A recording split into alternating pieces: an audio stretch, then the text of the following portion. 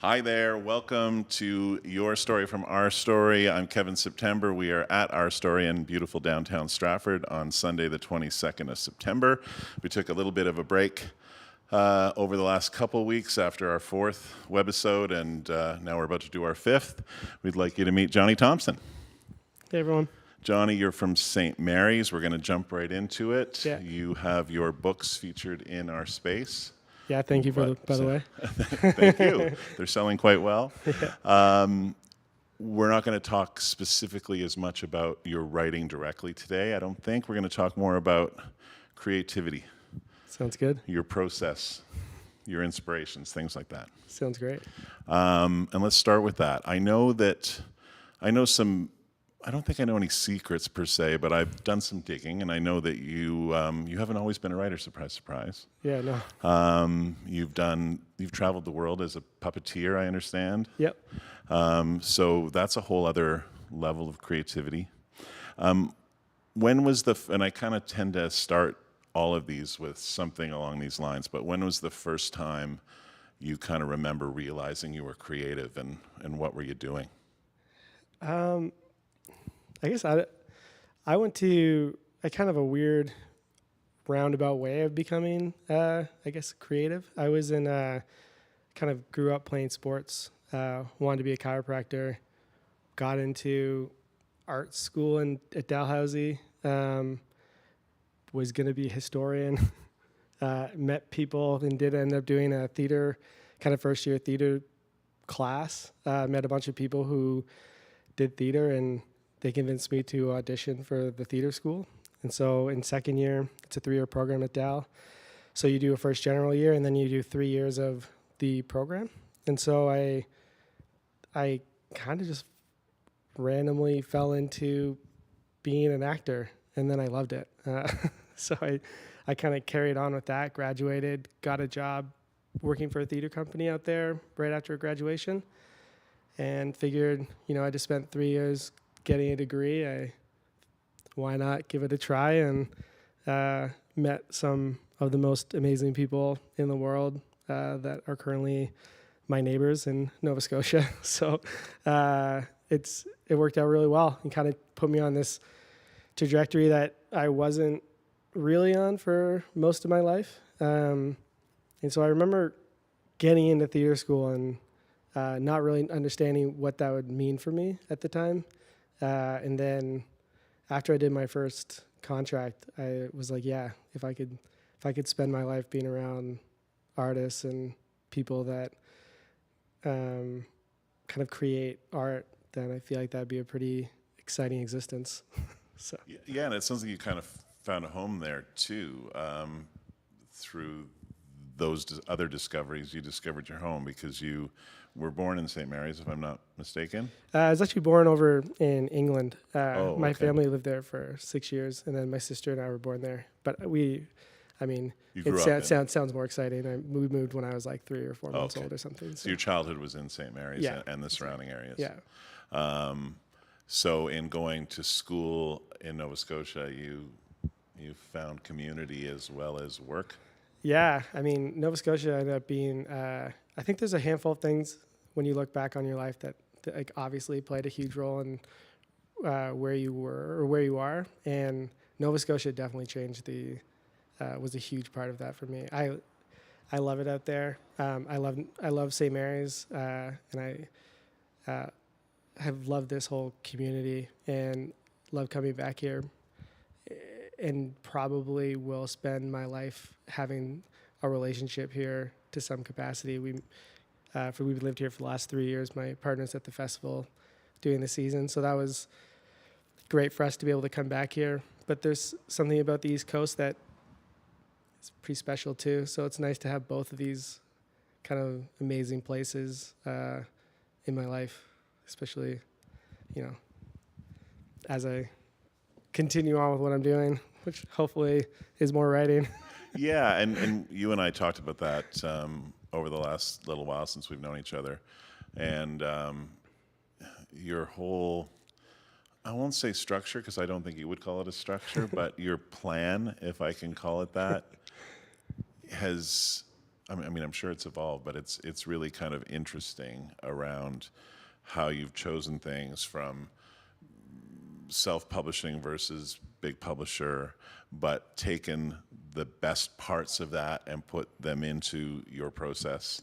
And then even the way you're approaching these few years in this area and splitting time with your other home as well. It's intriguing to me as someone that doesn't do good with structure.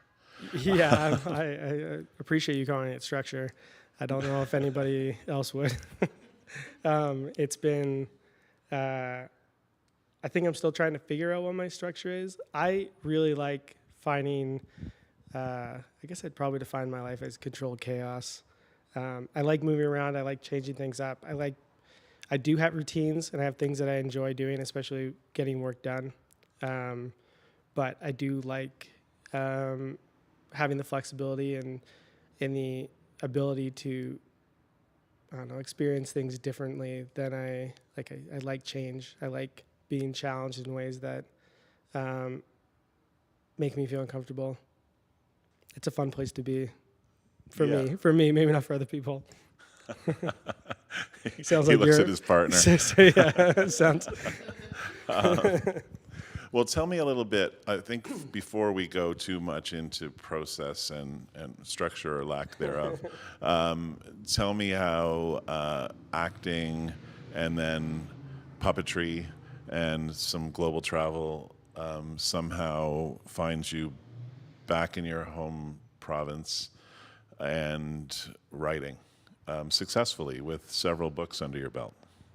Yeah, I mean, again, I think like everything else in my life, they kind of came about in weird ways. I remember the exact moment I decided to write my first book. We were driving. It was right after the pandemic. I just lost my job. And we were going to stay with some family. And I was listening to a podcast. And the advice on the podcast was, if you kind of sit down and you write, then eventually you'll finish a book. And as long as you don't care too much about what the outcome is, it'll probably be better than you think.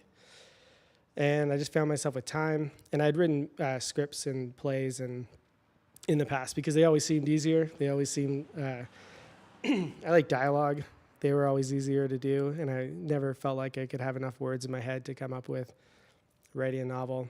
And this kind of just like put it over the edge. And I was like, hey, well, I have time, so why not? And I just kind of challenged myself at the time to write 1,000 words a day. It didn't have to be good. Didn't have to be. I had a storyline that I had used for a script, and I followed it. And I finished a book in I got 90,000 words done in a little over a month and a half, and it was awful. That book is not published. It was. It's currently sitting in a draft folder for future me to go rewrite with hopefully more structure and knowledge that I've learned. But what it taught me was that it was possible to finish a book.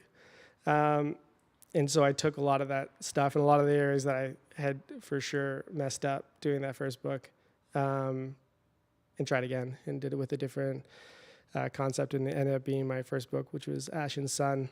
Which I published in 2022, and it was really fun. I mean, it was such a crazy time, but I think I credit it to that kind of advice of just being able to sit down and do it and kind of not being afraid of messing up or how good it's going to be, and that kind of derived again how I decided to self-publish was, you write a movie script or you write a play, and then you have to convince a bunch of people to like it, to promote it and put it on because you kind of get one chance to do it.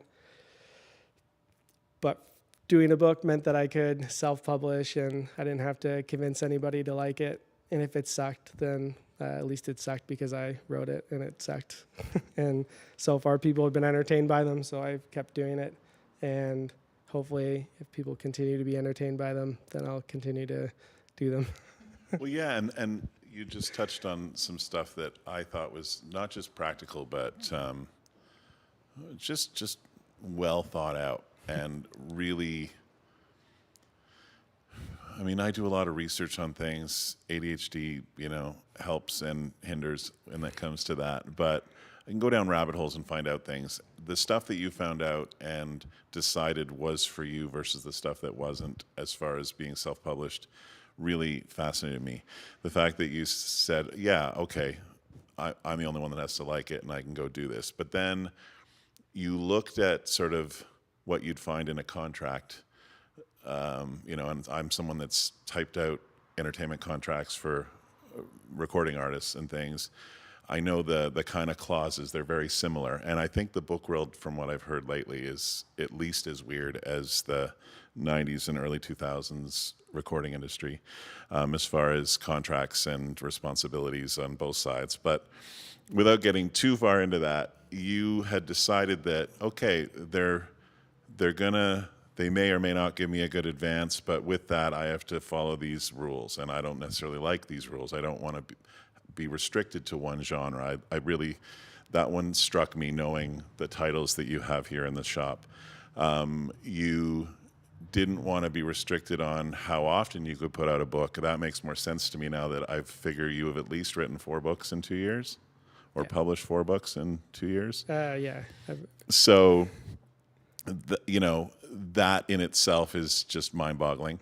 But you doubled down on those things in an interesting way, where you got a professional designer, who I believe is a family member, to do your book covers. Yep. You went to the same types of editors, maybe the very same editors that these big publishers are using, to go over your book several times, to get different opinions on your book, not on whether it should be published, but to make sure the grammar was correct, to make sure things lined up, to make sure your spelling was correct, and so forth. To me, that's kind of really strategic process. Yeah, I mean, the more I learned about the publishing world, and I'm not against it in any way. I think that it's a choice that people make, and everyone has different reasons for doing different things. And I was in a really unique position where I didn't feel I wasn't kind of like put into a corner to have to decide one way or the other.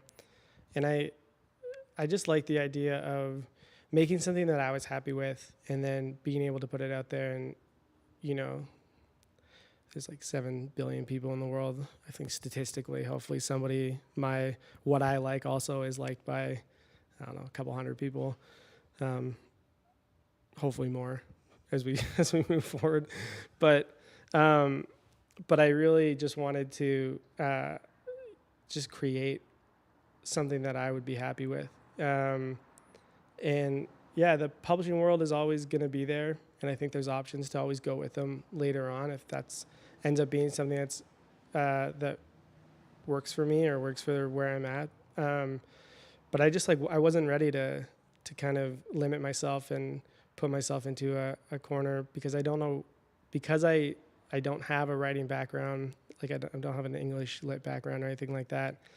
I just like telling stories, and the stories that kind of go on in my head jump around so much that I kind of write 2 stories at the same time. So I always have one story that I'm writing and one story that I'm editing.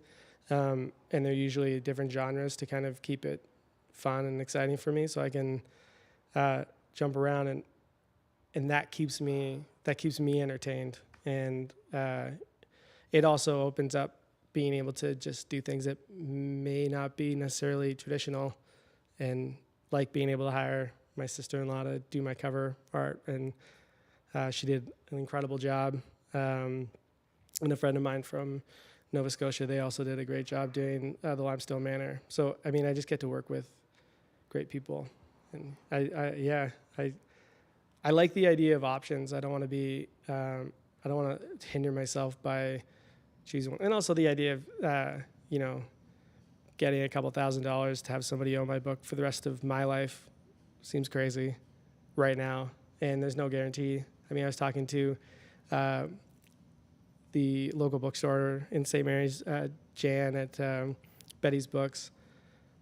She's been a great supporter of me. So, like Kevin, you both have just been so amazing, especially locally. And we were just talking about it, and she said that in the month of May, I think there were 70,000 books, like new releases being put out in the month of May. And with numbers like that, it feels kind of, it can be, I think it can feel like a steep mountain to ever get a book. How do you get a book that sells well or does all these things? And I think by choosing to take my own route and do my own way, I don't know. I give myself time. I always tell myself I'm writing for me 10 years from now. So I get the freedom of writing what I want and having fun doing it. And then hopefully 10 years from now, I'm successful. I can't imagine a better way to wrap it up. I was going to ask you what's next, but I kind of know now. Yeah.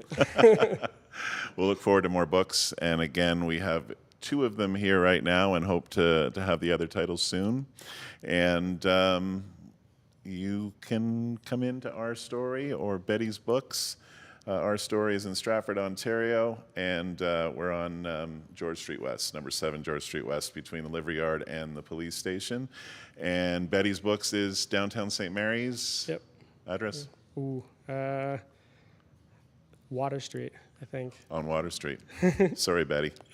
Thanks very much for tuning in. Thanks for coming in, Johnny. Kevin, thanks for having me. And we'll see you all in 2 weeks.